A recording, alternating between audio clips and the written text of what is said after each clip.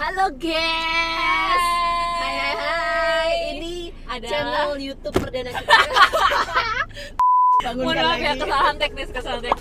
Kan baru perdana. Iya, kan? perdana. Jadi dimaafin ya. Ya dimaafin lah. Ini kan channel YouTube perdana kita. Ini sekaligus Aku jatuh lagi deh. Enggak. Sudah aku jagain. Sudah aku jagain, ya kan? Sekaligus ini perdana kita ketemu minggu ini sih ya. Iya benar. Kita jadi udah lama banget gak ketemu dan emang susah banget ya. Enggak lama sih, baru minggu lalu sih. Ini dong dukung dong gimana iya. sih? Bener sis, bener. Ini konten nih. Oh iya. Kalau biasa kita ke mall sis, ya kan? Iya. Sekarang ini kita mau apa? Oh, sis jenenge sis. Jadi hari ini kita mau ke rumah. Tempat Enggak ke rumah. Ke rumah siapa sis? Gak tepat lah. Oh ke kafe ini nih aku lihat ya kan. Kafe iya, sis, kafe. kafe. Jadi salah satu narasumber ini punya kafe gitu loh ya. Dia tuh orang dekat dari sosok yang bagus. Iya gitu. Pokoknya salah satu orang berpengaruh di Indonesia. Nah ini dibaliknya nih ada si orang ini. Ini kebetulan lagi bawa makanan, aku mau makan dulu. Lapar soalnya. Kan dari pagi belum makan. Oh ini dari mamanya Didis. Terima kasih untuk Mbak Didis. Jadi ya dulu aku nggak mau saya ngomong banyak ngomong ya, nanti aja lah pokoknya. Kita lanjutin lagi ya. Karena udah kesasar banget nih sumpah. Susan kesasar. Banyak ngomong aja.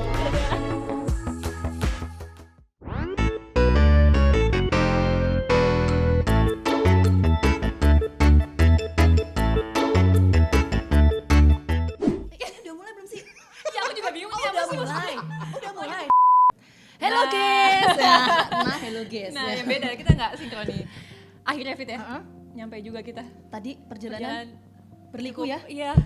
Melelahkan ya. Karena Melelahkan. tadi sempet disasar-sasarin gitu sama. Tapi akhirnya nyampe juga Tapi ya. akhirnya berga, alhamdulillah. Pusing Udah. nggak tadi jalan? Waduh, lumayan pusing ya kan. Tapi sekarang kayaknya nggak pusing soalnya ada ini nih makanan sama minuman di Iya, depannya itu kan. dia nih, makanya Tapi nih. bentar sebelum Udah mau minum, nyobain aja nih. Jangan Nggak boleh, jangan. jangan dulu ya. Kenalin Oke, dulu. oke. Ini ada siapa selain kita di sini ya? Jadi Kenalin. kita sudah sama siapa nih Fit?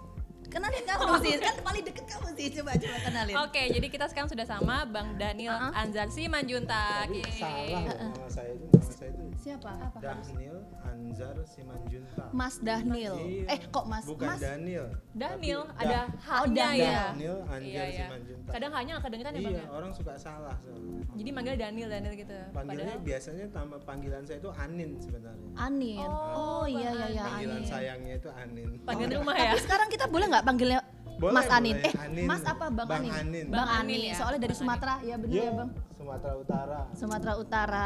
Bang Anin tadi kan perjalanan ke sini wah pusing banget ya kan karena kita tadi disasar-sasarin ya kan Pusing bagi yang nggak tahu. bagi yang nggak tahu tapi sekarang kita tahu jadi besok kalau kesini nggak Iya, pusing nggak lagi Pusing lagi Nggak kan udah pusing pernah lagi. kesini kan. Apalagi minum kopi. Nah ini boleh ini kebetulan ini Bang Daniel berarti tahu maksud kita ngomong itu ya nggak karena kita Mengarahnya ke situ mengarahnya ya. ke situ Oh, Bang sebenarnya kalian kesini mau minum kopi doang? iya Sebenarnya Ya sih sudah, awal- nggak usah wawancara kalau gitu. awalnya minum kopi Tapi berujung pada nah, wawancara kita Oh, sambil gitu, sambil Bang. ngobrol-ngobrol Iya. gitu lah biar Iya, enak gitu cakap-cakap. kan. Cakap-cakap tapi boleh minum Bang Lu silakan. Kita cobain ya Bang ya. Ini Ini kopi apa Begawan Bang nih Bang namanya? Ini kopi susu. Kopi susu. Asli Aceh, Begawan Kopi. Saya kayak Oh. iklan ya. nggak apa-apa Bang di sini Oh, bebas nggak di ada sini ya? namanya apa Iya, sekalian iya. nih. Ini kopi susu Begawan Kopi. Begawan Kopi Tempatnya ini namanya Begawan Oh, Kopi. tempatnya Begawan Jadi Kopi. konsepnya perpustakaan. Jadi di Oh, bawah ada itu buku-buku juga. buku-buku di bawah kan penuh perpustakaan. Karena saya punya kecemasan dengan Kenapa? tradisi literasi anak-anak muda Indonesia. Kan orang ngopi biasanya pakai HP. Pakai gadget gitu. ya. Nah, saya ingin rubah supaya tempat kopi itu jadi tempat percakapan berkualitas. Salah sambil baca satunya buku. kalau percakapan kualitas itu kan sumbernya tentu dari bahan bacaan. Jadi kemudian akhirnya saya bikin kedai kopi saya ada di Medan, ada di Batam dengan Tangerang itu perpustakaan. Harapannya ketika mereka duduk mereka baca. Di dindingnya itu saya kasih foto-foto bersejarah. Tujuannya apa? Ketika ngelihat foto itu misalnya dia ngelihat foto Kasman Singo di Mejo. Ini Kasman Singo di Mejo siapa? Anak-anak milenial sekarang Kamu kan tahu belum nggak? tentu tahu. Kamu Tahu tahu nggak? nggak Bin? Kamu tau gak? Aku nanya dua nih. karena kita di sini mau belajar sama Bang Nah. Daniel. Bang Daniel. Kan gitu. Ketika Iya. lihat foto, oh ini siapa Kasman Singodimedjo? Karena dia lagi ngopi, biasanya pegang HP, dia googling. Googling ternyata oh Pak Kasman itu salah satu yang tim di BPUPKI yang merumuskan bersama-sama Pancasila kita dan seterusnya. Tapi emang suka kopi, Bang? Makanya Saya bikin. penggemar kopi, tapi kopi pahit ya. Sehari Karena bisa berapa hidup kali saya kalau sudah cukup minum? pahit, saya Jadi makin pahit beradaptasi, dong. gitu. Tapi kalau sehari bisa minum berapa kali? Dua rata-rata. Dua. Emang sering minum kopi gitu Betul. ya. Ini sehari 2 kali minum kopi ini karena tugasnya berat banget gitu, enggak ya? Tugas itu kan tergantung kita kan, kalau kita menikmati. gitu Menikmati ya. nggak? Menikmati sambil apa ya? Sambil apa Bang? Pokoknya ya menikmati lah gitu ya. Tapi apapun yang tugasnya memang dihadapi. berat ya, Bang ya? Tentu pasti. Ini sekarang saya di Kementerian Pertahanan itu kan beda ketika saya di kampus, beda ketika saya jadi ketua umum organisasi, kemudian beda juga ketika saya jadi aktivis gitu. Banyak hal yang tidak bisa disampaikan gitu lah kira-kira gitu kan. Apalagi saya jubir, tapi jubir harus memilih dan memilah apa yang perlu disampaikan, apa yang tidak perlu disampaikan. Nah, apalagi apa nih yang nggak bisa di disampaikan Bang Daniel? Mungkin bisa disampaikan nggak Bang Daniel? banyak nggak bisa sekali, disampaikan? apalagi pekerjaan saya di isu pertahanan ya, jadi banyak sekali yang tidak bisa disampaikan sama sekali, tapi ada juga yang harus disampaikan, misalnya dalam konteks meninggikan semangat masyarakat dan sebagainya, kemudian memperkuat pertahanan kita dan sebagainya. Tapi banyak hal juga yang tidak bisa disampaikan secara terbuka. Menjadi juru bicara Menteri Pertahanan sekaligus jadi juru bicara Ketua Umum Gerindra. Ya, Itu gimana cerita awalnya?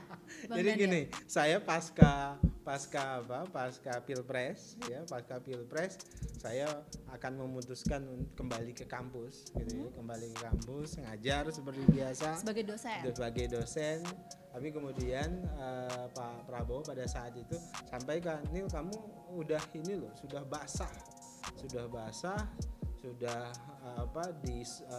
di sungai ini, ya kenapa nggak berenang aja sekalian? Sekalian Ngapain? nyemplung gitu ya Bang Iya, Daniel? sekalian berenang saja sekalian, ya sudah kamu bantu saya gitu. Jadi kamu berenang saja bareng dengan kita di sini, jadi juru bicara saya sebagai ketua umum Gerindra pada saat itu.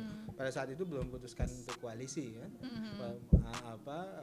Beliau minta saya jadi juru bicara beliau sebagai ketua umum, ya saya akhirnya berkonsultasi dengan banyak pihak, ya akhirnya saya memutuskan ya sudah saya berenang saja di sungai ini. Jadi diminta langsung sama Pak Prabowo Iya, ya? Pak Prabowo yang minta supaya saya jadi juru bicara beliau ya, karena banyak hal kan biasa kan anda ini kan suka ngejar Pak Prabowo begitu, sedangkan Pak Prabowo tidak punya kesempatan untuk menjelaskan banyak hal begitu ya. Beliau butuh orang yang paham visi beliau, pemikiran beliau. Akhirnya kemudian meminta saya, karena kan hampir 1 tahun saya mendampingi Pak Prabowo pada saat pilpres begitu. Jadi saya banyak intens diskusi dengan beliau. Jadi kemudian saya juga punya kecocokan, bagi saya banyak ilmu juga ketika bersama dengan Pak Prabowo. Dulu saya kan justru nggak kenal dengan Pak Prabowo, justru saya nggak, terus terang ya, dulu ketika di luar saya nggak respect tuh dengan Pak Prabowo, dengan tuduhan macam-macam terhadap beliau kan. Jadi Dulu kan Pak Prabowo dituduh pelanggar HAM segala macam. Setelah saya 1 tahun bersama beliau, kenal dekat, ya kemudian saya respect sekali dengan perspektif dan sikap satria yang selalu ditunjukkan Pak Prabowo. Apa yang akhirnya ketahuan kenal Banyak dari hal sifat-sifat apa yang Bang? selama ini saya duga dan mungkin juga diduga oleh publik itu keliru gitu ya. Banyak hal yang misalnya tuduhan beliau orangnya kasar, misalnya orangnya galak. Pak Prabowo itu orangnya lucu gitu, seperti biasa, dan biasa saya juga banyak diskusi dengan beliau, dan yang saya kagum, saya termasuk orang yang selalu menghormati orang yang rajin baca ya. Jadi yang kalau orang rajin baca itu kalau diskusi enak, dia punya referensi, dia punya pengetahuan yang luas. Jadi saya merasa saya tidak dalam posisi membantu Pak Prabowo untuk menjadi juru bicara beliau, tapi saya justru belajar banyak dari Pak Prabowo. Bang Daniel, tadi katanya Pak Prabowo ini lucu. Maksud lucu apa sih? Wah, itu kalau kumpul tuh biasanya lucu sekali gitu. Jadi banyak joke-joke yang Suka biasanya ngelawak gitu ya? suka ngelawak. Jadi nggak seserius yang orang-orang Nggak bayangin seserius ya, yang Bang orang-orang Daniel ya. pikir gitu loh. Tapi kan beliau biasanya ya terbatas dengan kawan-kawan gitu. Jadi kalau dengan orang-orang juga yang dekat dan di publik juga beliau suka ngelucu. Dengan wartawan juga kan sebenarnya juga sering lucu gitu. Kebetulan aja kalau wartawan yang ketemunya kesannya galak segala macam. Bang Daniel, ini kan tadi Bang Daniel bilang kalau misalnya diminta langsung sama Pak Prabowo kan gitu kan. Kalau dilihat tuh banyak loh kader-kader Gerindra ya kan. Bahkan banyak juga anak buah Pak Prabowo yang memang dari militer. Kenapa kemudian memilih sosok seorang Daniel Anzar menjadi juru bicara Ketua Umum Gerindra? Saya nggak sekaligus tahu kalau jubir pertanyaan Mbak Menhan. Vita seperti ini harus tanya ke Pak Prabowo. Tapi kan Kita Pak Prabowo telepon pasti aja ya Pak Prabowo. boleh. Kalau Boleh, kita boleh. undang aja, kita undang aja apa Bang Daniel. Beliau Kita lagi di ngobrol Turki langsung. jadi Tapi kan pasti kan ada lah Bang Daniel, biasanya kalau diminta tuh kan pasti Mungkin- orang yang diminta kan pasti loh kenapa saya Pak? Nah, ya saya biasanya nggak pasti kayak tahu gitu. ya, mungkin karena selama 1 tahun itu saya mendampingi Pak Prabowo jadi juru bicara Pak Prabowo dan Bang Sandi pada saat Pilpres ya. Kemudian ya ketika selesai Pilpres diminta jadi juru bicara beliau dulu di partai politik. Kemudian setelah beliau jadi Menteri Pertahanan, saya juga diminta tetap jadi juru bicara Menteri Pertahanan, ya sudah gitu. Jadi dan ini pada saat pertama kali saya masuk ke Kementerian Pertahanan tuh lingkungan baru kan, lingkungan militer segala macam. Kaku Sedangkan nggak, Bang saya Daniel? sipil. Susah nggak sih, Kaku karena setiap ketemu orang hormat gitu kan, banyak militer ya. Saya basisnya orang kampus yang biasa bebas, biasa dialog apa. Kalau di Kementerian Pertahanan kan jawabannya cuma satu, siap. Siap dan hormat gerak gitu ya Bang Daniel. dan semua jawaban kan siap gitu ya, asal ketemu hormat. Jadi hari-hari pertama itu saya di Kemhan saya cuma belajar 2 hal. Pertama siap, kedua hormat. Kan awal dulu dari aktivis, kemudian dari dosen, Nah. kemudian terjun langsung 100% gitu ke ini susah Banyak nggak sih? orang bilang gini, apa namanya, Daniel ini kemana sih, basis ilmunya kan ilmu ekonomi, ekonomi politik. Saya kan ekonomi politik, keuangan publik gitu. Kok sekarang di Kemhan, kemudian jadi juru bicara Kemhan, kemudian bicara tentang militer. Saya selalu bilang begini, bukan masalah basis ilmu saya apa. Bagi saya yang paling penting kita harus jadi pembelajar. Jadi Mbak Vita, Mbak Didis. Boleh Adis juga, Adis. namanya kan Adis Tia Cynthia Dewi. Apa aja boleh, mau Adis, Mbak Didis, Didis. silakan. Jadi bisa, yang penting kita jadi pembelajar. Saya hari pertama saya masuk di Kemhan itu 2 bulan kerjaan saya baca buku, Mbak. Baca buku militer, baca buku semua, karena kan saya jubir, jadi baca Iya, terus. apalagi juga nah kan itu. jadi garda depannya gitu Jadi kan. makanya saya belajar terus, saya baca terus, ya kemudian kita dalam waktu singkat bisa beradaptasi dengan cepat. Kemudian masuk ke kultur baru, saya segera beradaptasi. Saya pikir anak muda sekarang yang paling butuh itu. Jadi sebagai personal kita harus mampu beradaptasi dengan perubahan. Apalagi kan ini eranya digital, eranya internet, bahkan artificial intelligence.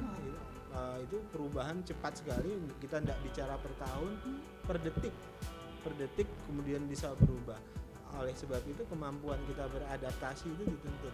Nah, orang yang mampu beradaptasi dari mana? Dia harus jadi pembelajar. Nah, Seorang gitu. pembelajar dari mana? Ya baca buku. Anak sekarang masalahnya nggak baca buku, malas baca buku gitu. Nah, itu masalahnya menurut saya. Makanya saya selalu kampanye tentang Kita literasi. nggak males kok Bang, kita nggak males sih. Tapi ya. Kelihatan Nggak sih, males. kelihatan nggak males. nggak Cuma males ya? jarang aja. Kita enggak Bang, kita seringnya bacanya online. Online, Tapi iya, kan iya. yang penting Karena kan lebih Betul. ilmu cepat. kan. Betul. Artinya nggak harus bentuk buku, artinya Betul. online Oh ya juga sekarang bisa kan bahkan gitu. e-book kan. Iya. Udah banyak sekarang kan. Nah, Bang Daniel, menarik nih. Tadi Bang Daniel menyebut soal adaptasi. Nah, kan sebelumnya kan bisa dibilang ini ya, bukan bisa dibilang lagi, memang dipastikan berada di luar pemerintahan. Iya. Sekarang ada di lingkungan pemerintahan. Nah, bisa beradaptasi nggak, Bang Daniel? Nah, itu yang betul ya. Saya kan biasa di luar oposisi dalam tanda kutip. Jadi bebas ngomong gitu. Ketika di dalam itu memang merepotkan gitu. Merepotkan Merepotkan maksud seperti saya apa? begini, adaptasi untuk biasa kritis, kemudian di dalam itu pengen bersuara begitu kan, tertahan gitu ya, Wah, otomatis. Ya tertahan memang dong. apa gitu. sih Bang yang Tertahan dalam hati pengen gitu, disuarakan, segala Bang Daniel? macam yang kita nggak sesuai, nggak mungkin kita bisa suarakan terang-terangan begitu kan. Jadi kalaupun ada koreksinya ya koreksi di dalam. Jadi saya menggunakan filosofi kira-kira gini, kalau kita di luar itu jauh kan dengan pemerintah jauh ya. Karena jauh kita harus ngomong keras-keras, ini salah loh gitu, jadi harus teriak kan supaya didengar di sana. Karena ini dekat ya kita ngomong pelan-pelan aja gitu loh. Jadi karena dekat kita ngomong bisa pelan, koreksinya di dalam, koreksinya internal. Dan menurut saya yang harus tetap dipegang value-nya, nilainya. Kalau dalam konteks saya misalnya karena basis saya organisasi Islam ya, semangat amar ma'ruf nahi mungkarnya itu harus tetap jadi nilai utama. Jadi di dalam kita sampaikan secara langsung begitu, ini nggak cocok dan segala macam. Nah dalam konteks sekarang yang perlu saya lakukan ya lakukan yang sesuai dengan bidang kerja kita ya pertahanan.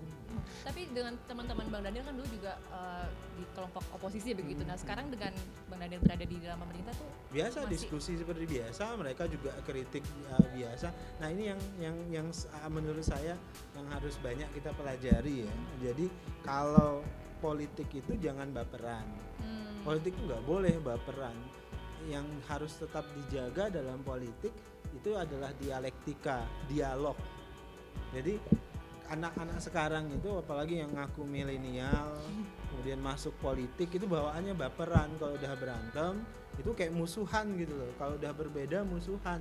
Menurut saya yang hilang hari ini itu adalah tradisi dialog itu, istilah saya itu tradisi percakapan. Jadi kalau saya ini dasarnya aktivis, kemudian akademisi.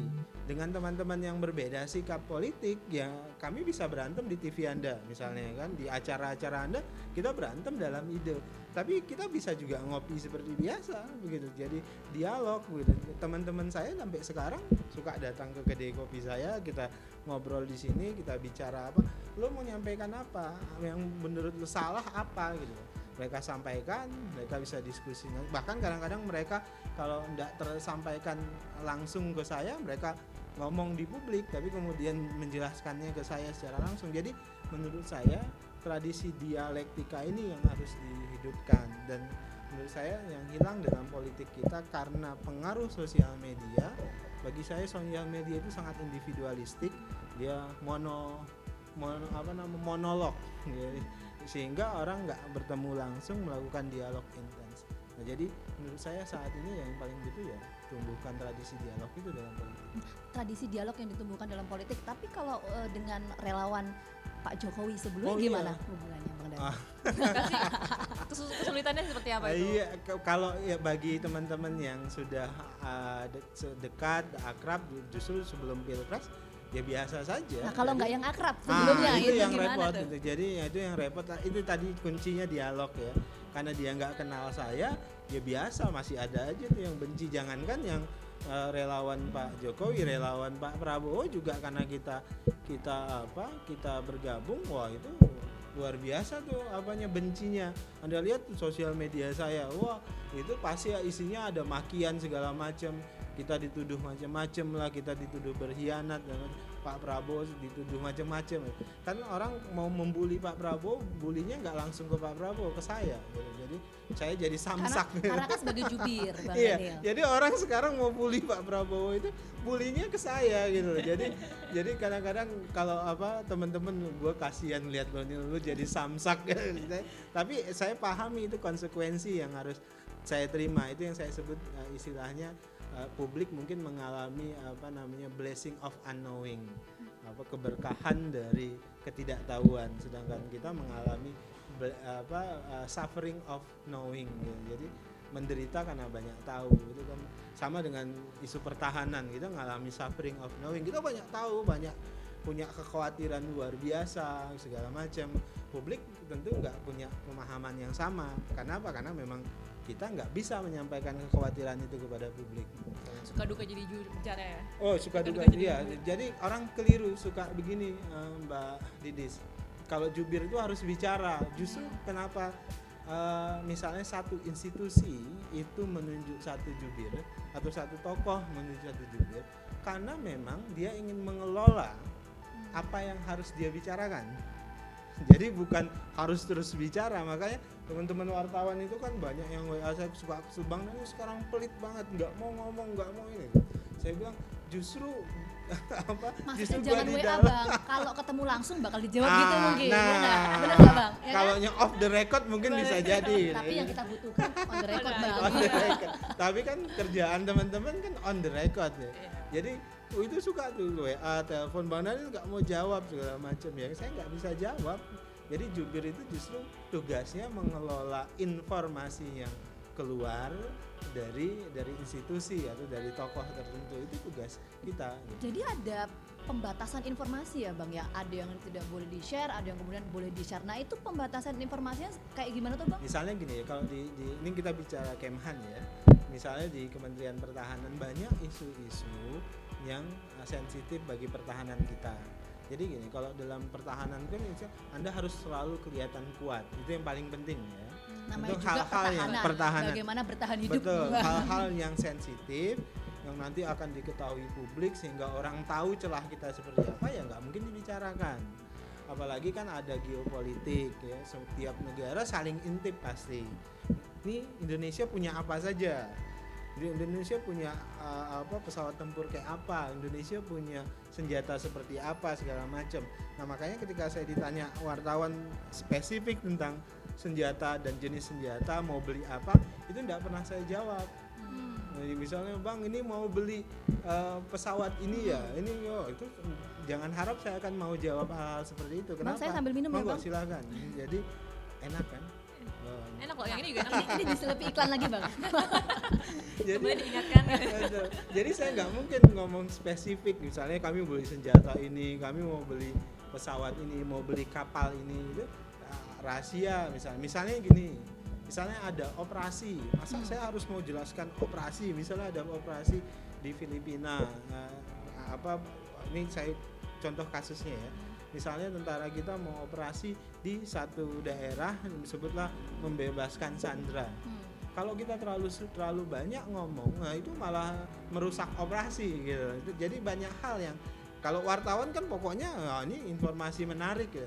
Nah tapi di sisi saya justru bertanggung jawab memperlancar tugas-tugas operasi, tugas-tugas Kementerian Pertahanan dalam menjaga pertahanan. Itu banyak hal yang tidak bisa saya sharing kira-kira gitu. Soal rahasia di sini jangan rahasia-rahasiaan lah Bang. Ya enggak? Di sini Nggak harus ada terbuka rahasia. Bang. Tidak ada rahasia di antara Di kita ya. channel YouTube ini enggak ada rahasia-rahasiaan ya Bang Kalau ya? bicara selain pertahanan tentu pasti saya buka semua. Pasti dibuka. Soal berita politik ya kan. Ini kan yang lagi rame soal Capres 2024 itu. Ya kan? Masih lama. Ya masih Tapi lama, orang udah tapi pada kan ngomongin dari udah sekarang pada nih, Bang. ngomongin Bang, udah santer loh Bang itu Bang. Yang ngomongin siapa? Loh survei, lembaga survei Itu ngomongin loh kurang Bang. kerjaan tuh yang ngomong Kurang kerjaan. berita capres sekarang kita harus keluar dari COVID-19 itu dulu. Supaya kita kemudian nggak terjebak dalam krisis yang lebih panjang. Itu fokusnya di itu, nggak usah ngomongin capres. Itu capres nanti nongol sendiri siapa capres. Tapi sama Pak Prabowo nggak pernah ngomongin soal capres. Pak Prabowo fokus kerjanya di bidang pertahanan itu aja. Tapi masa nggak pernah Bang ngobrol-ngobrol gitu. Nanggepin berita-berita soal yang Ya lembaga ketika survei ada bilang katanya survei ya bilang elektabilitasnya ya tingkat silakan pertama. itu penilaian masyarakat kita serahkan bisa menilai jelek baik terserah gitu. Yang jelas sekarang fokus Pak Prabowo itu adalah memperkuat pertahanan, itu tanggung jawab yang diberikan oleh negara dalam hal ini presiden ke Pak Prabowo itu saja. Tapi membuka kemungkinan juga dong untuk nanti Iya, kemungkinan itu kan selalu ada ya dimanapun kapanpun. Jadi yang jelas sekarang fokus Pak Prabowo hanya memastikan pertahanan RI itu kuat. Gitu. Kemungkinan selalu ada, artinya ada kemungkinan juga nggak Bang Daniel nanti kalau misalnya Pak Prabowo maju mendampingi Pak Prabowo terus? Saya sampai dengan detik ini diberikan tanggung jawab mendampingi Pak Prabowo. Selama Pak Prabowo percaya dengan saya, diminta oleh beliau, ya saya tentu mendampingi beliau. Akan terus mendampingi kalau diminta gitu ya. Biar takdir yang menentukan. Biar- Kalau diminta ya tentu saya mendampingi Pak Prabowo. Kan kita gini loh, dalam hidup itu kan banyak ekspektasi kita cita-citanya seperti apa. Didis pengen nikah dengan jenderal misalnya, orang kaya atau apa, tapi kan takdirnya nggak ke situ. Saya pengen jadi apa, kemudian takdirnya nggak ke situ. Kami dulu pengen menang pilpres, tapi kemudian takdirnya nggak di situ. Jadi yang jelas kita jalani apa yang bisa kita lakukan hari ini dan berbuat yang terbaik gitu. Dan itulah posisi Pak Prabowo. Kalau dulu Bang Daniel masuk ke dunia politik nih, pengennya jadi apa dulu? Pengennya dulu jadi apa? Pengennya berkontribusi buat rakyat, buat masyarakat, saya berguna gitu. Jadi kalau dulu kan jadi watchdog gitu, kita teriak-teriak segala macam, mengkoreksi. Nah sekarang saya ingin melakukan sesuatu secara langsung gitu. Nah, kalau mau melakukan sesuatu secara langsung artinya kan harus menduduki jabatan strategis Bang, untuk bisa istilahnya tuh bisa memberikan kebijakan kayak gitu. Pengennya posisi apa? Ya gitu, misalnya ya saya ingin bertarung di pilkada, misalnya gubernur, wali kota. Bagi saya lebih tertarik sebenarnya wali kota atau bupati. Wah, di mana tuh? Di mana Bang? Wali kota dan bupati dibandingkan misalnya yang lain. Karena itu bisa langsung berbuat, langsung berbuat pada masyarakat. Kita merdeka sebagai leader, pemimpin di satu daerah, kita bisa melakukan kebijakan langsung buat rakyat, dan kita kan lebih independen dalam konteks itu, dalam berkarya. Makanya saya salah satu misalnya keinginan saya di politik, kalau saya dipercaya tentu bertarung di pilkada. Bertarung di pilkada.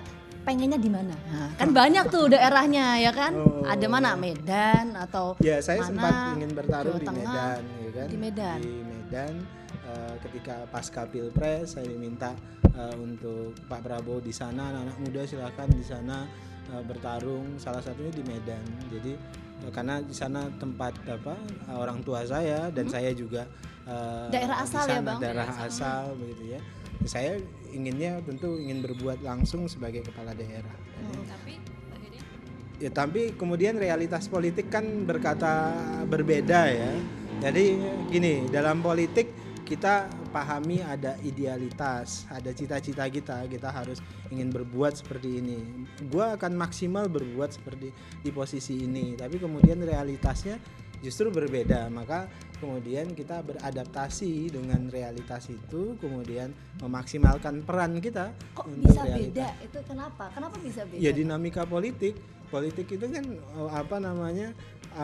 akan berubah dalam waktu ke waktu. Anda kan nggak duga tiba-tiba Pak Prabowo ternyata mau jadi Menhan dan sebagainya. Tiba-tiba ada dinamika sih. Kenapa ada tiba-tiba? Politik itu memang dinamika. Politik itu adalah dialektika, ada proses dialog, ada proses, kalau dalam bahasa agama itu fastabiqul khairat, berlomba-lomba dalam kebaikan. Kemudian ada takdir juga begitu. Jadi itulah dinamika. Nah, tinggal kita mau nggak berdamai dengan realita yang kita terima dari proses dinamika yang ada. Sudah berdamai belum Bang? Ya tentu ketika saya masuk politik, saya harus siap selalu beradaptasi dan berdamai dengan realita politik. Tentu realita politik yang ada itu berangkat dari idealitas ya. Cita-cita kita pengen apa? Kita ingin memastikan wajah politik itu penuh dengan integritas, itu kan yang ingin saya dorong. Tapi kemudian di sisi lain kita juga akan berhadapan dengan realitas. Artinya kita memaksimalkan peran kita untuk mencapai cita-cita yang kita idealkan tadi. Wah, berarti Bang Daniel ini legowo. Wah, bisa dibilang gitu ya? Betul Bang? Harus. Jadi yang penting dalam politik itu jangan baper. Jangan baper. Jadi nggak ada tempat buat orang baper di politik. Kan pengen masuk politik nggak? Aduh. Soalnya kamu Fit kayak wajahnya kayak politisi apa gitu, kayak partai-partai apa. Oh gitu ya. Kalau sekarang sih sejauh ini tetap jadi jurnalis ya Sis ya. Gitu Tetap ya. jadi jurnalis ya. Saya dulu juga ngomong begitu. Saya tetap pengen jadi dosen. Tapi ternyata realitasnya saya harus masuk politik. bertahan berapa lama idealisme itu Bang Daniel? Bukan gini loh, orang seolah-olah kalau masuk politik itu nggak idealis. Nah itu yang keliru gitu. Justru politik itu ada idealisme yang tinggi di situ. Kalau kita mau kerja sungguh-sungguh ingin melakukan perubahan, itu adalah ruangnya politik. Tadi saya gunakan analogi politisi itu bak satria, dia harus bertempur, kadang-kadang dia harus difitnah, tapi kemudian dia bisa bikin perubahan. Kalau dia kerja sungguh-sungguh untuk rakyat, maka perubahan itu akan hadir. Anda jangan lupa loh, Bung Karno itu politisi. Jadi yang banyak melakukan perubahan di peradaban kita ya politisi, yang namanya Bung Karno misalnya di Indonesia. Semua bapak bangsa kita yaitu politisi. Hanya saja kemudian analogi politisi, labeling terhadap politisi itu selalu dilabelkan buruk. Padahal perubahan-perubahan mendasar di dunia ini ya diciptakan oleh para politisi. Bang, enakan mana sih Bang dulu kan jadi aktivis terus dosen kayak gitu. Sekarang jadi jubir gitu loh. Jadi istilahnya bempernya. Ya. Saya tipologi orang yang nggak nyaman berlama-lama ya di satu tempat. Lingkungan ya. Ya, karena saya butuh tantangan baru, pengen coba suasana baru ya. Selalu begitu. Jadi saya jadi dosen saya ASN loh, saya pegawai negeri pada saat itu, kemudian memutuskan mundur. Orang kaget kok Daniel gampang sekali mundur jadi ASN, jadi dosen ya, karena bagi saya 15 tahun saya jadi dosen ASN itu sudah cukup lama. Saya butuh suasana baru, tantangan baru, makanya saya masuk Pilpres pada saat itu ya, jadi jubir. Itu tantangan baru, tentu adaptasinya membutuhkan waktu, tapi yang paling penting kan tadi saya sebutkan ini bagi saya banyak yang penting cepat belajar. Saya berusaha beradaptasi dan belajar. Udah. Makasih Bang Daniel. Ini pembawa acara ini sedang bingung, jadi saya tutup saja acaranya. Sampai ketemu pada momentum-momentum berikutnya dengan bintang tamu yang berbeda, yang ya nggak sekeren saya, tapi terima kasih. Tetap yang paling keren Bang Daniel katanya gitu. Nggak, saya bercanda kok. Ya udah. Terima kasih. Kita nggak ngomong like, subscribe segitu-gitu ya. Wallah.